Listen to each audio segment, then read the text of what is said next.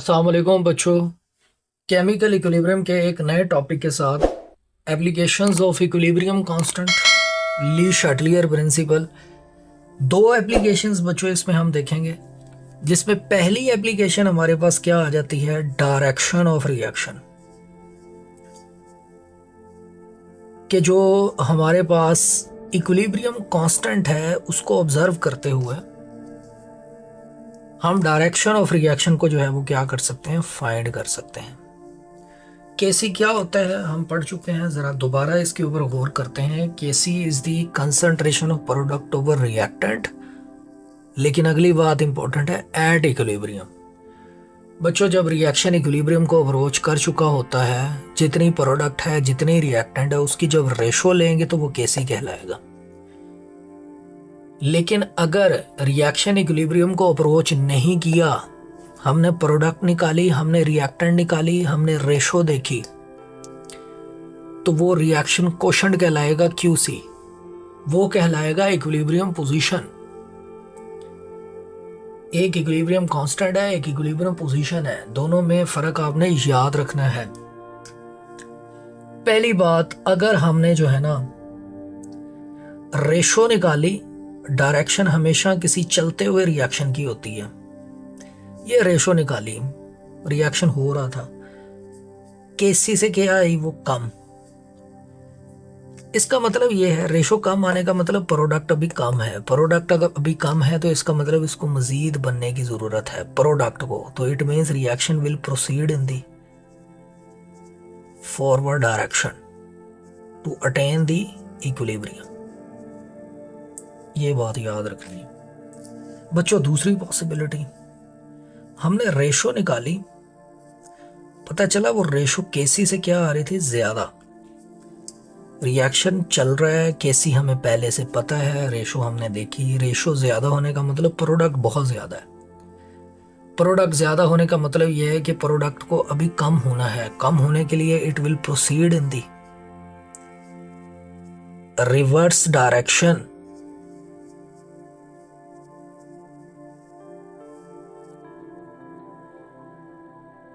बच्चों third possibility क्या आ जाती है कि आपने रेशो निकाली, केसी आपको पहले से पता है, और वो किसके बराबर ही निकली, केसी के।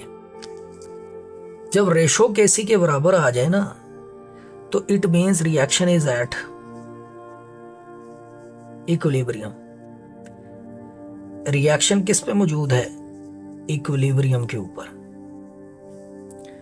तो केसी के जरिए से जो है ना हम डायरेक्शन का अंदाजा लगा सकते हैं। बच्चों दूसरी हमारे पास जो इसकी एप्लीकेशन है वो किससे रिलेटेड आ जाती है, extent of reaction. Extent of reaction का मतलब ये है कि रिएक्शन किस हद तक फॉरवर्ड है, किस हद तक रिवर्स है, उसमें कितनी कंसंट्रेशन ऑफ रिएक्टेंट है, कितनी कंसंट्रेशन ऑफ प्रोडक्ट है। वो तीन ग्राफ जरा जहन में रखिएगा बच्चों। पहली पॉसिबिलिटी, अगर आपने ऑब्जर्व किया केसी वैल्यू को, तो वो बहुत ज्यादा क्या आ रही थी, लार्ज। बच्चों बहुत ज्यादा लार्ज वैल्यू आने का मतलब पता क्या होता है, इसके डिफरेंट मीनिंग है। सारी बातें इंपॉर्टेंट एमसीक्यूज हैं। वेरी लार्ज केसी वैल्यू का मतलब ये है कि प्रोडक्ट की कंसंट्रेशन जो है ना ये वावा सारी है, और जो रिएक्टेंट की कंसंट्रेशन है उसके मुकाबले में जरा क्या है, कम है। न्यूमरेटर ज्यादा है, डिनोमिनेटर कम है। बच्चों प्रोडक्ट की कंसंट्रेशन ज्यादा होने का मतलब ये है कि जो प्रोडक्ट है ना हमारे पास, प्रोडक्ट आर मोर स्टेबल। ज्यादा स्टेबल है इसलिए ज्यादा बनी है हमारे पास। इसका दूसरा मतलब ये है कि रिएक्टेंट हमारे पास प्रोडक्ट के मुकाबले में क्या है, लेस स्टेबल। स्टेबल वो भी है लेकिन विद रिस्पेक्ट टू प्रोडक्ट क्या है, लेस हम लिखेंगे। बच्चों इसका मतलब हमारे पास क्या है कि इक्विलिब्रियम लाए, इक्विलिब्रियम पोजीशन जो है ना ज्यादा हमें किस साइड पे मिलेगी, एट राइट साइड। क्योंकि वहां पे क्या चीज ज्यादा बन रही है, प्रोडक्ट। ये सारी बातें वेरी लार्ज केसी वैल्यू के लिए आएंगी। बच्चों इसकी एक एग्जांपल आपकी बुक के अंदर जो है ना वो दी हुई है।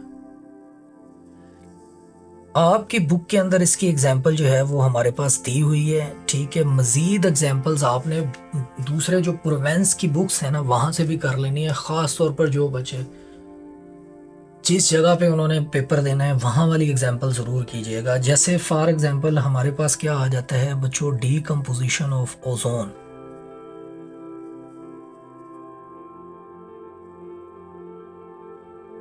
ये पंजाब के अंदर दी हुई है एग्जांपल। डीकम्पोजिशन ऑफ ओजोन की बात करें तो ओजोन जो है वो हमारे पास किसके अंदर डीकम्पोज हो गई है, ऑक्सीजन के अंदर।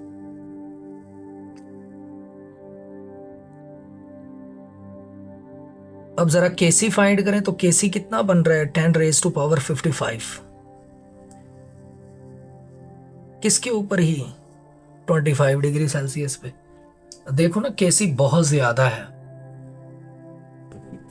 बच्चों। केसी बहुत ज्यादा होने का मतलब ये है कि हमारे पास प्रोडक्ट की कंसंट्रेशन क्या है, ज्यादा, रिएक्टेंट की कंसंट्रेशन क्या है, कम। और इक्विलिब्रियम ज्यादा किस साइड पे लाई करेगा, राइट साइड के ऊपर। ये देखो ये एरो की डायरेक्शन ज्यादा किस साइड पे है, राइट साइड पे। और ये बहुत कम जो है ना वो किस साइड पे जाएगा, लेफ्ट साइड के ऊपर, लेफ्ट साइड पे। ये बात आपने याद रखनी बच्चों। ये पहली हमारे पास आ गई। इसके बाद दूसरी बात हम करेंगे केसी, वेरी स्मॉल। बच्चों केसी वेरी स्मॉल का मतलब अब आपको पता होना चाहिए। केसी अगर कम आ रहा है, कम आने का मतलब यह है कि प्रोडक्ट की कंसंट्रेशन क्या है हमारे पास, कम है। रिएक्टेंट की कंसंट्रेशन क्या है हमारे पास, ज्यादा। प्रोडक्ट कम है तो इसका मतलब यह है कि product are less stable.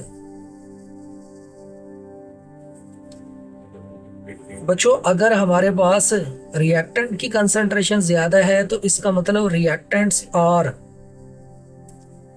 More stable.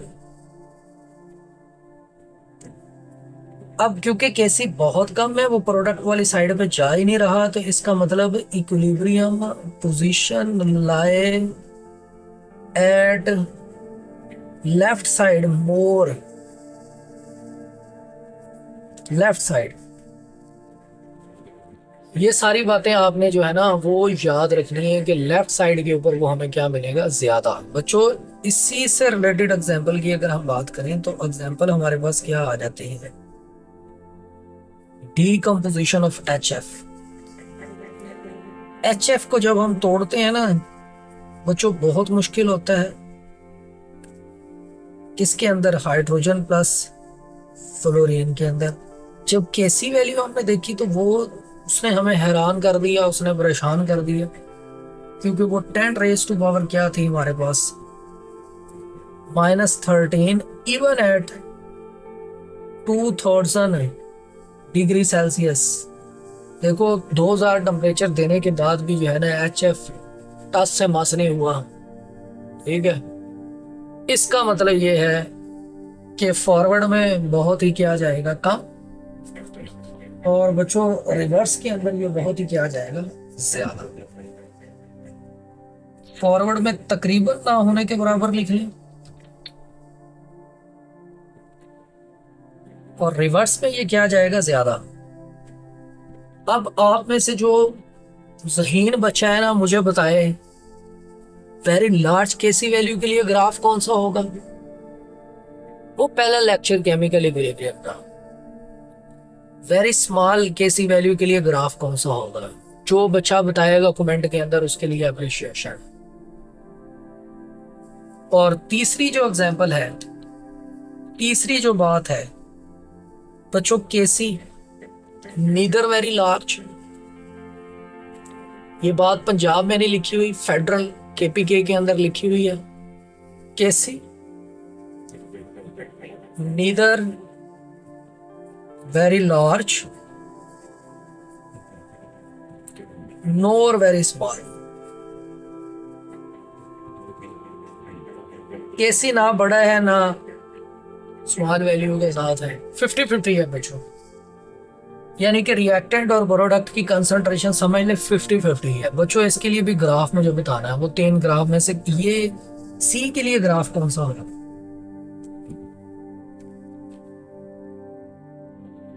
इसकी एग्जांपल जो है ना फेडरल की बुक के अंदर दी हुई है बच्चों। जैसे फॉर एग्जांपल हमारे पास जो है ना डीकम्पोजिशन ऑफ N2O4। N2O4 जब डीकम्पोज होता है किसके अंदर, 2NO2 के अंदर, तो Kc की वैल्यू हमारे पास कितनी आती है, 0.36। अब ये जरा वैल्यूज को देख के आप अंदाजा कर सकते हैं ऊपर वाली वैल्यूज के मुकाबले में, तो ये फिर भी जो है ना ठीक है हमारे पास। इसका मतलब ये है कि equilibrium mixture contain appreciable amount of reactant and product. यहां पे मैं लिख देता हूं इक्विलिब्रियम मिक्सचर कंसिस्ट एप्रिशिएबल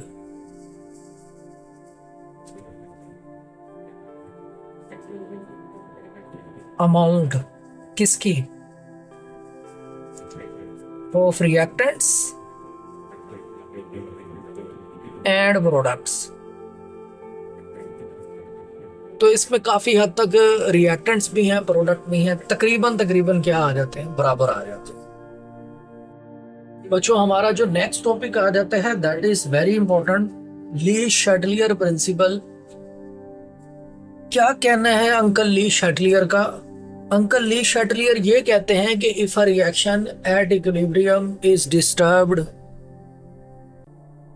अगर आप रिएक्शन जो इक्विलिब्रियम में है उसको डिस्टर्ब करते हो तो रिएक्शन का रिस्पॉन्स क्या होगा। The reaction will proceed in that direction where the effect of this stress can be minimised as far as possible. तो जहां तक हो सकेगा रिएक्शन उस डायरेक्शन में जाएगा जहां पे वो इस इफेक्ट को क्या कर सके, मिनिमाइज।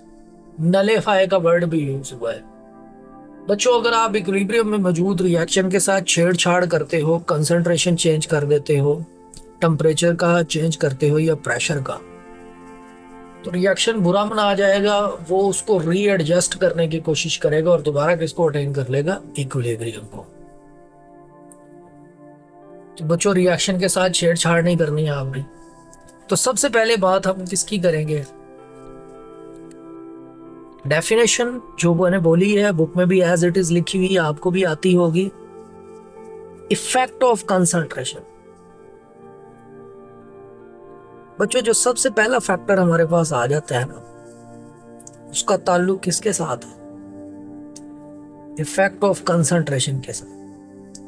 कि हम कंसंट्रेशन को जो है ना रिएक्टेंट और प्रोडक्ट की कम या ज्यादा कर देते हैं। सपोज ये हमारे पास कोई भी बच्चों एक रिएक्शन है जिसमें रिएक्टेंट्स जो है ना उसको हमने क्या किया है, रिवर्सिबली चेंज कर दिया है किसके अंदर, प्रोडक्ट के अंदर।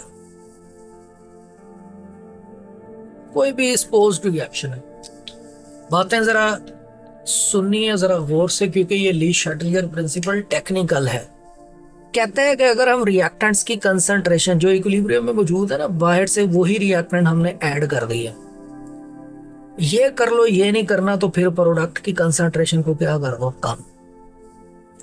दोनों में से एक काम करना है। दोनों केसेस के अंदर बच्चों रिएक्टेंट ज्यादा हो गए हैं, प्रोडक्ट कम हो गए हैं, दोनों में से कोई एक काम करेंगे तो रिएक्शन विल प्रोसीड इन दी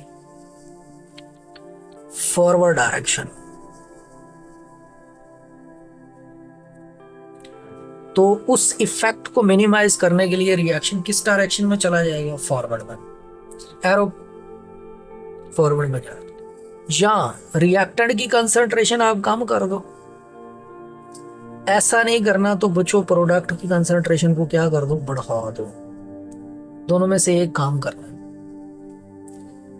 तो अब इस केस के अंदर जो काम आपने किया है ना, उसको स्ट्रेस में लेके आने के लिए, तो रिएक्शन की डायरेक्शन उस स्ट्रेस को कम करने के लिए वो किस में होगी? रिवर्स के अंदर। Reaction will proceed in the reverse direction to attain the equilibrium. ये छोटा सा कॉन्सेप्ट अगर आप जहन में रखेंगे तो इंशाल्लाह कंसंट्रेशन वाला फैक्टर आपको तंग नहीं करेगा। बच्चों, इसकी एक बेस्ट एग्जांपल आपकी बुक में दी गई है, उससे जरा आपको आइडिया हो जाएगा ये किस साइड पे जा रहा है। For example, hydrolysis of BiCl3, water add करें इसमें, reversible heat form, bismuth hypochloride plus HCl। आपको पता है ये जो बिस्मथ हाइपोक्लोराइड है, इसको आर्टिफिशियल मिल्क भी कहा जाता है। राइट साइड पे ये बनाएगा वाइट प्रेसिपिटेट, और लेफ्ट साइड पे हमें क्या मिलेगा? एक क्लियर सॉल्यूशन। ठीक है। अब बच्चों, सपोज हमने बाहर से जो है ना, किसको ऐड कर दिया है? Addition of water.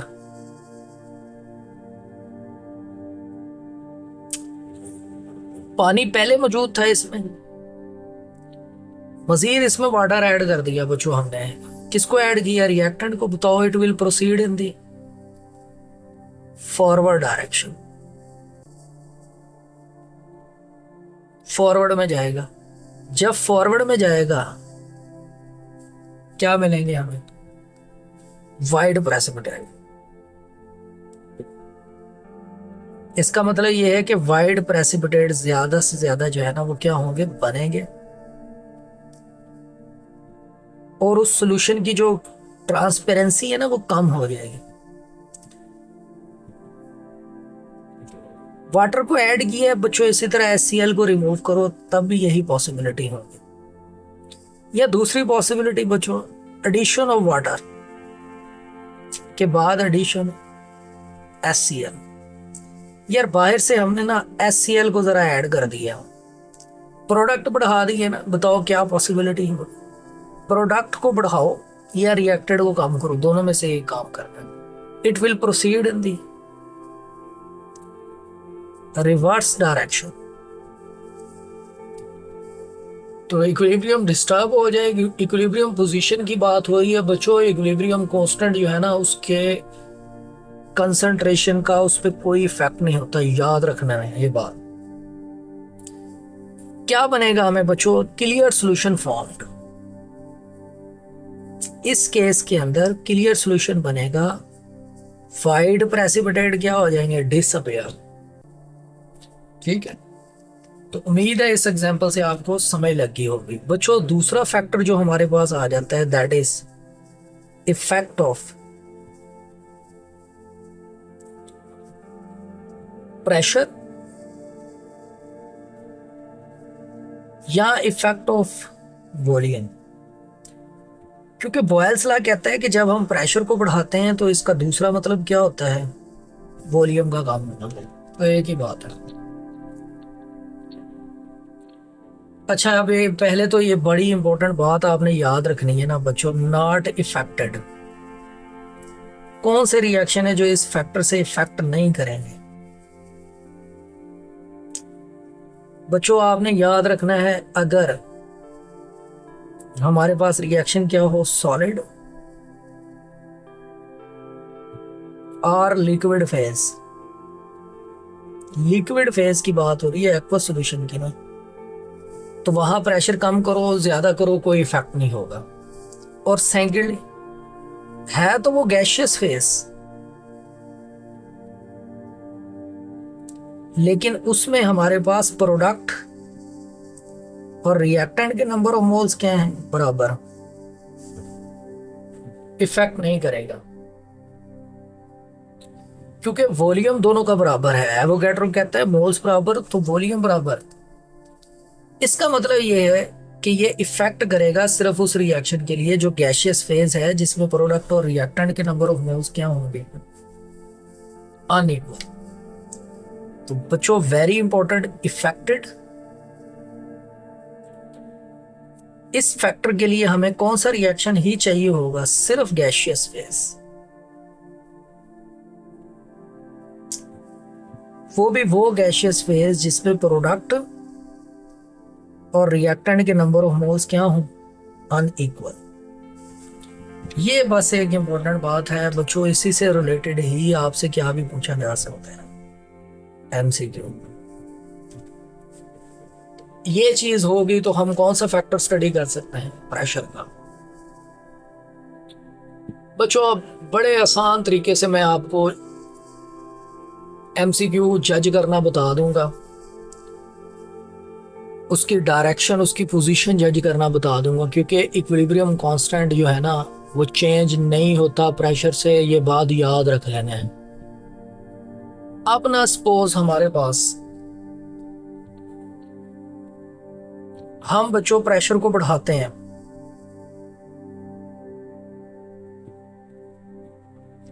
प्रेशर को हमने बढ़ाया, इसका दूसरा मतलब आपने याद रखना है वॉल्यूम क्या होगा? कम। ये बात जरा गौर करनी है, ये पॉइंट अगर आप समझ लेना तो उम्मीद है आपको इफेक्ट ऑफ प्रेशर में कोई मसला नहीं आने वाला। प्रेशर को हमने बढ़ाया, इसका दूसरा मतलब वॉल्यूम क्या हो गया? कम। बच्चों ऐसा रिएक्शन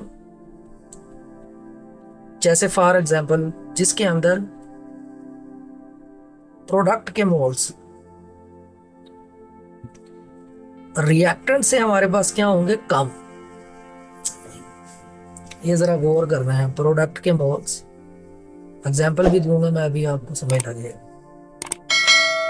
रिएक्टेंट, प्रोडक्ट के मोल्स रिएक्टेंट से क्या है? कम है। अगर आप प्रेशर को बढ़ा रहे हो तो रिएक्शन उस साइड पे जाएगा, ये सुन लेना, जहां नंबर ऑफ मोल्स कम होंगे, जहां वॉल्यूम कम होगा। इसका मतलब ये जो मैंने बात लिखी है ना, इसके लिए प्रोडक्ट के मोल्स कम है तो reaction will proceed in the forward direction.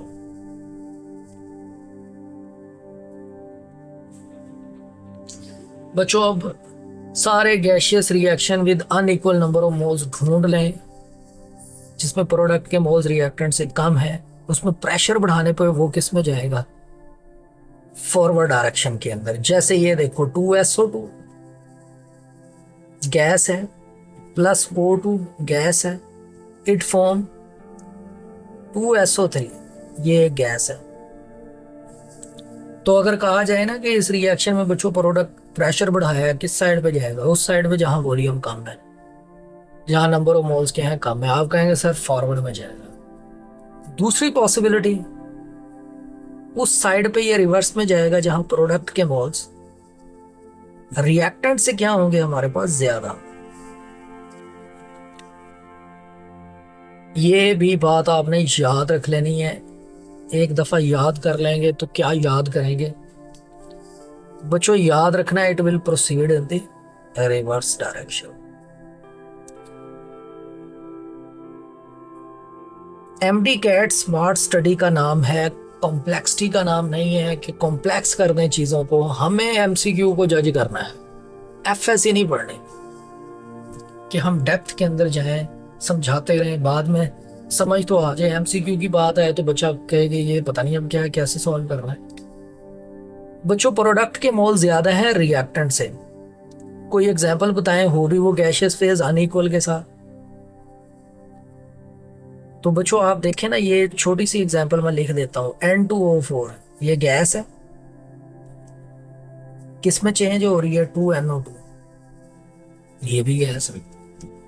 तो अगर मैं कहूंगा ना इसमें प्रेशर को बढ़ाया किस साइड पे जाएगा, तो आप कहेंगे सर कम वॉल्यूम की तरफ। वॉल्यूम कम किसका है? जिसके नंबर ऑफ मोल्स कम है। किसके हैं? रिएक्टेंट के। आप कहेंगे सर ये रिवर्स डायरेक्शन में जाएगा।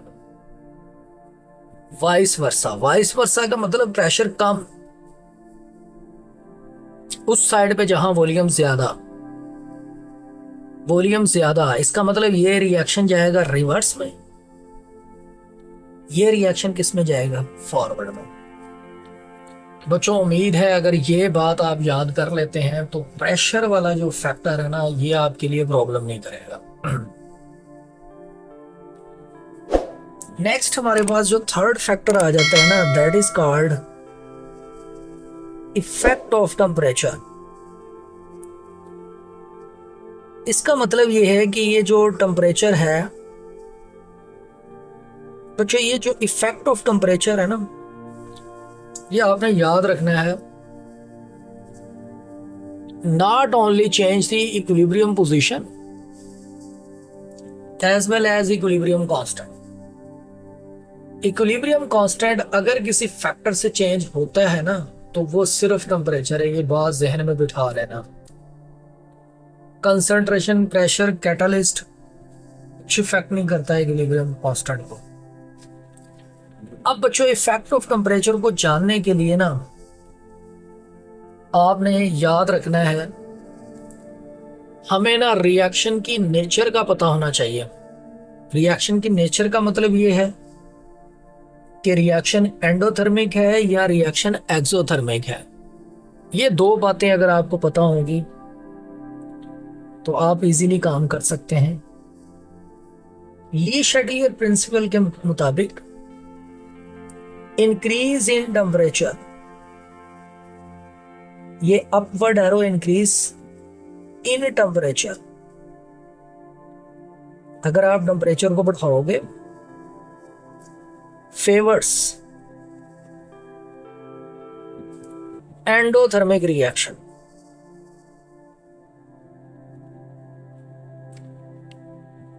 बच्चों ये बात जरा जहन में रखनी है कि टेम्परेचर के बढ़ाने का ताल्लुक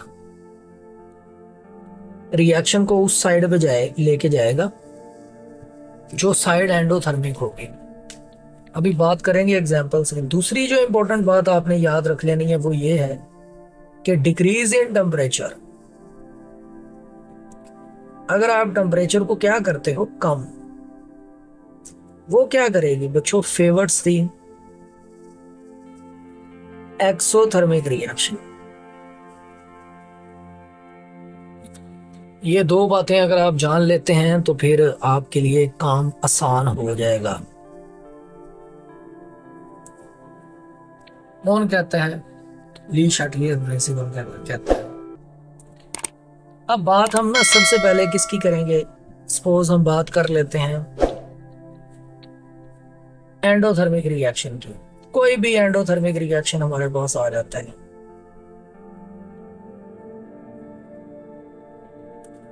बच्चों आपको पता है इस एंडोथर्मिक रिएक्शन में डेल्टा एच क्या होता है, पॉजिटिव।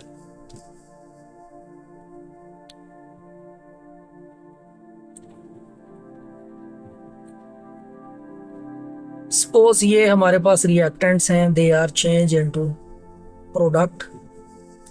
जब हमने डेल्टा एच देखा तो वो क्या था हमारे पास, पॉजिटिव। डेल्टा एच की वैल्यू हमारे पास क्या आ जाती है, पॉजिटिव आ जाती है। बच्चों अब जरा मुझे बताएं, मैं कहता हूं कि जी इस रिएक्शन में ना हमने, ये कोई भी रिएक्शन है यार, टेम्परेचर को बढ़ाया है, बताएं जरा शाबाश, टेम्परेचर को बढ़ाएंगे, इक्विलिब्रियम पोजीशन क्या होगी? ऊपर लिख दिया है कि increase in temperature favour endo. Favour endo का मतलब ये है कि एंडो भी है, टेम्परेचर बढ़ाया भी है, तो ये किस साइड पे जाएगा, it will proceed in the forward direction.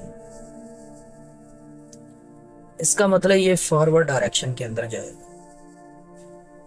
बच्चों इसी तरह याद रखना, अगर हम कहते हैं कि जी टेम्परेचर को कम कर दिया, अब ये फॉरवर्ड में तो जाएगा नहीं, क्योंकि फॉरवर्ड में जाने के लिए टेम्परेचर ज्यादा होना चाहिए क्योंकि एंडो है। तो बच्चों it will proceed in the reverse direction. दो बातें याद रख लेनी है इसमें। अब मैंने आपको जैसे कि बताया कि जो इक्विलिब्रियम पोजीशन के साथ साथ इक्विलिब्रियम कांस्टेंट है वो भी चेंज होता है।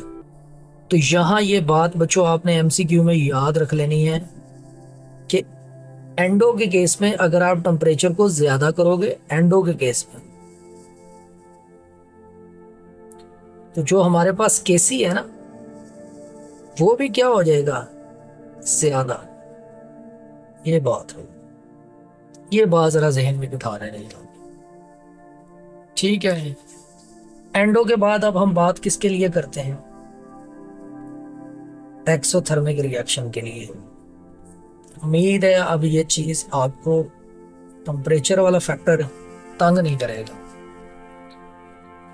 अब हमारे पास एक ऐसा रिएक्शन बच्चों जिसमें रिएक्टेंट चेंज इनटू प्रोडक्ट, लेकिन डेल्टा एच किस में आ रहा है हमारे पास, नेगेटिव के अंदर। हाँ जी बताएं, इसमें भी दो बातें बच्चों। पहली बात हम यही कह देते हैं कि टेम्परेचर को हमने क्या किया है, बढ़ाया है। किस साइड पे जाएगा,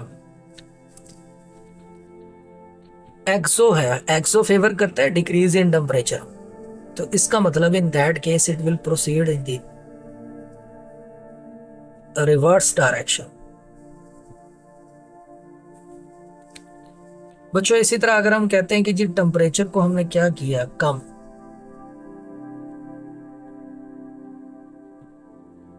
अब बताएं डिक्रीज इन टेम्परेचर फेवर दी एक्सो, आप कहेंगे sir it will proceed in that case in forward direction, तो इसकी डायरेक्शन क्या होगी, फॉरवर्ड होगी। समझ लगी इस बात की, उम्मीद है आपको समझ लग रही होगी, क्योंकि असल काम हमारा पोजीशन को ही ऑब्जर्व करना है। बच्चों केसी आल्सो चेंज विद टेम्परेचर, याद रखना टेम्परेचर जो है वो केसी के क्या होता है, inversely, in case if reaction is exothermic. और अगर डेल्टा एच जो है ना वो 0 है तो टेम्परेचर बढ़ाने या कम करने से कोई इफेक्ट नहीं होगा, याद भी रखना है ये बात। बच्चों जो फोर्थ फैक्टर हमारे पास आ जाते हैं ना, that is called effect of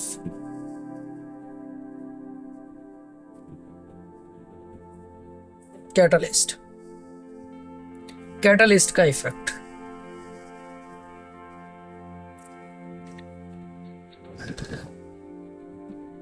बच्चों पहली बात तो आपने याद रखनी है कि ये जो कैटलिस्ट है ना, ये एक ऐसा फैक्टर है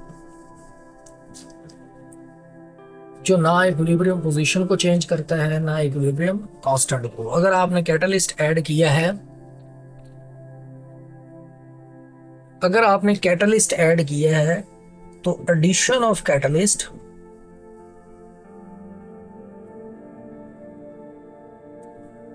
बच्चों, ये जो कैटलिस्ट का ऐड किया जाना है, क्योंकि ना तो ये इक्विलिब्रियम पोजीशन चेंज करता है ना इक्विलिब्रियम कांस्टेंट, याद रखना है। ये जो कैटलिस्ट है ना, ये क्या करेगा, बैक वक्त ना सिर्फ रेट ऑफ फॉरवर्ड को बढ़ाएगा, रेट ऑफ रिवर्स को भी उतना ही फेवर करेगा। It just helps to attain equilibrium fast. बच्चों ये इक्विलिब्रियम को अटेन करने में जरा हेल्प करेगा बस।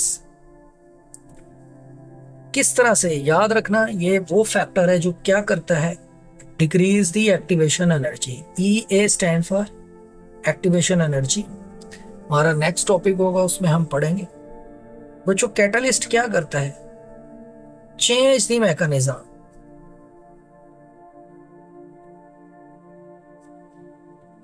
मैकेनिज्म को जो है ना वो चेंज कर देता है, मैकेनिज्म को चेंज करके जो है ना एक्टिवेशन एनर्जी को लो करके रिएक्शन को जल्दी किस स्टेट पे लेके आएगा, इक्विलिब्रियम की स्टेट में।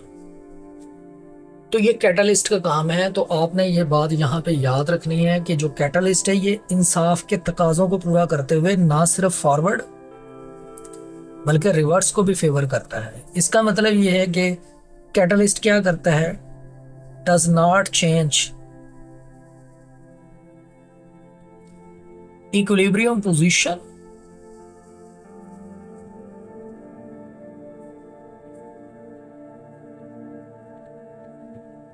as well as equilibrium constant।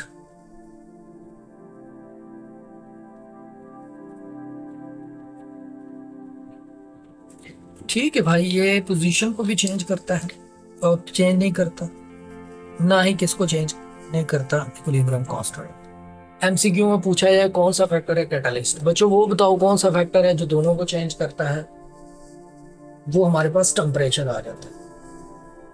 और वो कौन सा फैक्टर है जो पोजीशन तो चेंज करते हैं लेकिन इक्विलिब्रियम कांस्टेंट चेंज नहीं करते, इफेक्ट ऑफ प्रेशर वॉल्यूम और इफेक्ट ऑफ कंसंट्रेशन। ठीक है, अब इस सारे फैक्टर्स को हम एक एग्जांपल से समराइज करते हैं, सिंथेसिस ऑफ अमोनिया। बच्चों अब अमोनिया की जो सिंथेसिस है ना, N2 plus 3H2, it forms 2NH3। ये ली शटलियर प्रिंसिपल की एक एप्लीकेशन है। हैबर प्रोसेस के जरिए से अमोनिया सिंथेसाइज की जाती है। जब डेल्टा H हमने देखा तो ये था -92 किलो जूल पर मोल। मैंने इसलिए नहीं लिखा क्योंकि ये 1 मोल की नहीं है, 2 मोल की है। बच्चों अब being a chemist, Le Chatelier principle आपने पढ़ लिया है। मुझे बताएं कि हमें तो सिर्फ गर्ज है अमोनिया को सिंथेसाइज करने से, हम चाहते हैं कि रिएक्शन यूनिडायरेक्शनल हो, फॉरवर्ड में जाए बस। तो बताएं how many ways according to Le Chatelier principle to maximise yield of ammonia. तो बच्चों अमोनिया को सिंथेसाइज करने, तो बताएं being a chemist, Le Chatelier principle आपने पढ़ लिया है, क्या करें अमोनिया को ज्यादा हासिल करने के लिए? कंसंट्रेशन का फैक्टर, रिएक्टेंट बढ़ा दो फॉरवर्ड में जाएगा, ये जरा पॉसिबल नहीं है इंडस्ट्री के अंदर। तो हम पता क्या करते हैं, जैसे जैसे अमोनिया बनता है ना उसको विथड्रॉ करना शुरू कर देते हैं, यानी कि कंटिन्यूअल रिमूवल या विथड्रॉ ऑफ अमोनिया। वक्फे वक्फे से अमोनिया को निकालते जाएंगे, फॉरवर्ड में ही जाएगा। सेकेंडली मुझे बताएं, वॉल्यूम कम है ना, प्रोडक्ट का वॉल्यूम कम है क्योंकि मोल्स कम है, रिएक्टेंट के मोल ज्यादा हैं, वॉल्यूम ज्यादा है। तो कम वॉल्यूम की तरफ ले जाने के लिए प्रेशर को क्या करना था हमने? इंक्रीज्ड प्रेशर, बढ़ा दें प्रेशर, उस साइड पे जाएगा जहां वॉल्यूम कम। सही है, इफेक्ट ऑफ प्रेशर बढ़ा है बच्चों। तीसरा काम आप क्या करें? टेम्परेचर। बताओ जी, एक्सोथर्मिक है, इधर हमने बात पढ़ी थी कि decrease in temperature favour exothermic, तो इसका मतलब यह है कि डिक्रीज दी टेम्परेचर।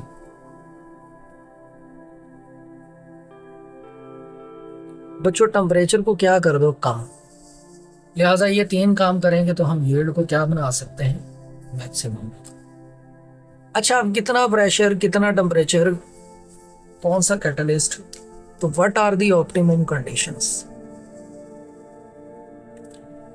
बच्चों इस वक्त इंडस्ट्री के अंदर जो है ना, कौन सी ऑप्टिमम कंडीशंस इस्तेमाल की जा रही हैं?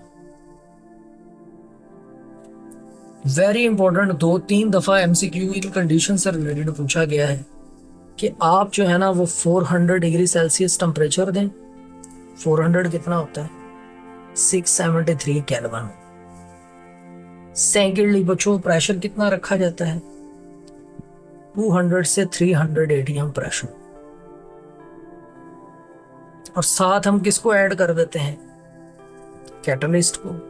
ये भी एमसीक्यू पूछा हुआ है कि the catalyst use in Haber processes iron, किसकी प्रेजेंस में? सिलिकॉन ऑक्साइड, एल्यूमिनियम ऑक्साइड और मैग्नीशियम ऑक्साइड के मिक्सचर के साथ। बच्चों ये जो मिक्सचर है ये हमारे पास किसका काम करता है? प्रोमोटर का, एक्टिवेटर का, जो कैटलिस्ट की एक्टिविटी को बढ़ाता है। अच्छा यार, by volume amount of percentage of ammonia कितना मिलता है? बच्चों अमोनिया ऑब्टेन्ड 35%। ये बात जरा एमसीक्यू में आपने याद रखनी है। कि जब हमारे पास मिक्सचर मिलता है उसमें से अमोनिया कितने परसेंट मिल जाता है, 35%। 65% रिएक्टेंट होते हैं, उनको वापस भेज दिया जाता है रिएक्शन चैम्बर की तरफ, वो फिर रिएक्ट करते हैं, फिर अमोनिया बन जाता है। ठीक है, यूजेस इसके थोड़े से बुक से आपने पढ़ लेने हैं बच्चों। ये सिंथेसिस ऑफ अमोनिया मैंने आपको करवा दिया है बुक के अंदर जो है ना। इसी तरह सिंथेसिस ऑफ सल्फर ट्राइऑक्साइड है, वो बुक से ज़रा आपने थोड़ी बहुत रीड कर लेनी है, उसकी भी यही कंडीशंस हैं। यहाँ तक ली शैडलियर प्रिंसिपल हमारा कंप्लीट हो गया है। ये सेकंड लेक्चर है, अच्छी तरह से आपने इसको करना है MD CAT point of view से। इंशाल्लाह इसके आखिरी lecture buffers, common ion effect और सॉल्युबिलिटी प्रोडक्ट के साथ हाजिर होंगे। ओके जी, अल्लाह हाफिज़।